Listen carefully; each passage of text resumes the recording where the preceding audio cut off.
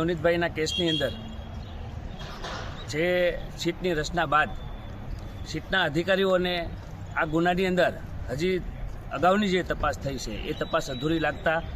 આ ગુનાની અંદર અમુક કલમોનો જે ઉમેરો જે બાકી હતો તેની કલમોનો ઉમેરો કરવા માટેનો ગઈકાલે એક કોર્ટની અંદર રિપોર્ટ થયેલો, તેમાં BNSની કલમ 61(2) અને 126 મુજબનો ઉમેરો કરવામાં આવેલો છે। ત્યારબાદ આ કેસની અંદર વધુ ઇન્વેસ્ટિગેશન માટે અગાઉના જે અધિકારીઓએ જે તપાસ કરી છે તેમાં જે ખૂટતી કડીઓ છે અને આ જે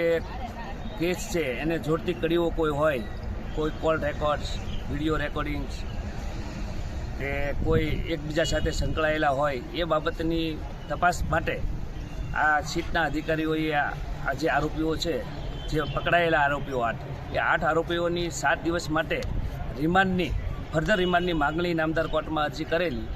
જે તમામ પાસાઓને સમક્ષમાં રાખીને નામદાર કોર્ટે આ તમામ 8 આરોપીઓના 3 દિવસના એટલે કે સોમવાર 12 તારીખે સાંજના 4 વાગ્યા સુધીના